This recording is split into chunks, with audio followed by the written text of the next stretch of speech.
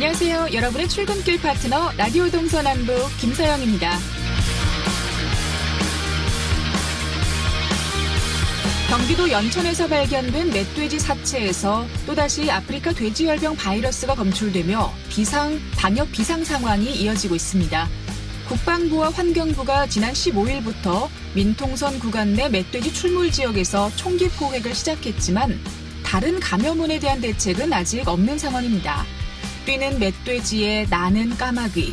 하지만 대책은 여기에 따라가지 못하고 있습니다. 전문가들은 1990년대부터 야생조류에 의한 가축 전염병 감염 가능성을 지속적으로 지적해왔습니다. 유엔 식량농업기구도 2017년 발생한 ASF 대비 매뉴얼을 통해 야생조류와 해충이 본사 주변과 먹이, 물에 접근하지 못하도록 해야 한다고 밝히고 있죠. 그러니까 정부가 적극적으로 새 그물망 지원 등 대책 마련에 나서야 합니다. 지금부터 서둘러도 제작에 시간이 필요하기 때문에 어쩌면 늦을지도 모르겠습니다. 언제까지 소잃고 외양간만 고치고 있을지 걱정이 앞서네요. 라디오 동서남북 지금부터 시작합니다.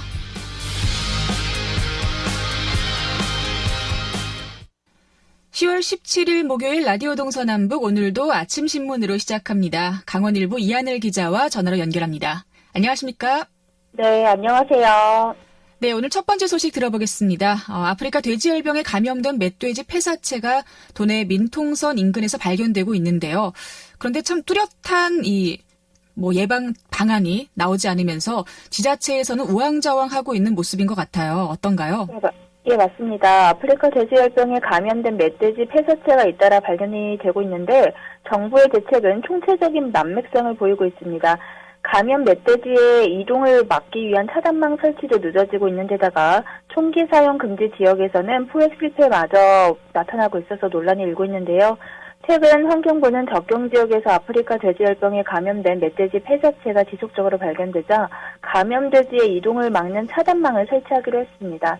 그러나 하루 이틀 내에 완료할 예정이라는 환경부 입장과는 다르게 지난 12일 바이러스가 검출된 철원군 원남면 진현리 일대에는 아직까지 차단망이 설치되지 않은 것으로 확인되고 있습니다.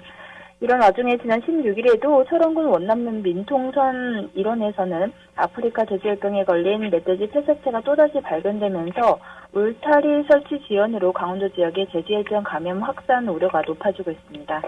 네, 이렇게 참 어려움이 많은 상황인 것 같은데 야생 멧돼지 포획 작전에도 좀 문제가 있다고 하더라고요. 그 철원군에서 바이러스가 확산되고 있는 것으로 추정이 되고 있는데 아직 총기로 포획을 못하고 있나요? 네, 맞습니다. 유력한 감염 매개체로 떠오르고 있는 야생 멧돼지에 대한 대대적인 포획 작전 역시 지난 15일부터 시작이 됐는데 가장 발병 위험이 높은 철원과 화천에서는 총기 사용 금지로 인해서 포획의 난항을 겪고 있습니다. 강원도에 따르면 지난 15일 야간부터 군 적영요원과 또 민간 엽사를 대대적으로 포획 작전에 투입한 결과 지난 15일 밤부터 16일 새벽까지 인제에서는 23마리, 고성에서도 23마리, 양구에서는 13마리 등 총 70여 마리의 멧돼지를 사살한 것으로 보고됐습니다. 그러나 총기 포획이 금지되어 있는 철원의 포획 실정은 단 2마리에 그친 것으로 나타났는데요. 트랩과 포획틀 설치를 통한 멧돼지 제거에 한계점이 노출된 것입니다. 화천에서도 2마리의 멧돼지를 포획한 것으로 보고가 됐는데 이거는 군과 민간 엽사의 합동작전에 따른 실적이 아니라 민통선 이남에서 그냥 통상적으로 잡히는 것이었습니다.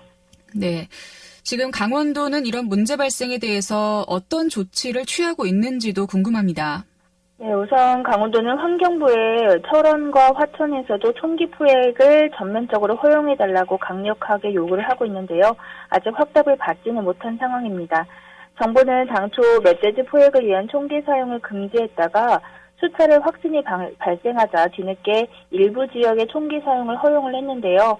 이후에 뒷북 대응이라는 비판을 받았음에도 불구하고 철원과 화천에서의 총기 사용을 또다시 막고 있어서 비판을 피하기가 힘든 상황입니다. 네, 아무래도 축산 농가에서도 좀 긴장을 많이 하고 있을 것 같아요. 좀 정책을 원망하는 목소리도 나오지 않나요? 네, 맞습니다. 김현창 철원군 양돈협회 사무국장은 이와 관련해서 토일코 외양간 고치는 식의 정책이 환경부의 멧돼지 관련 방침이라고 비판을 했는데요. 여기에 환경부는 결국 양돈 농가들의 지속적인 요구사항인 멧돼지 바이러스 전파 관련 대책을 마련하지 않은 채 지금까지 한 달이라는 시간을 보낸 셈이라고 목소리를 높였습니다. 한편 환경부는 이날 보도자료를 냈는데요. 철원 등 멧돼지 폐사체 발견 지역에 대해서는 감염 우려 개체의 이동을 저지하기 위한 임시 차단망을 설치 중으로 하루 이틀 내에 완료할 예정이라고 설명을 했습니다.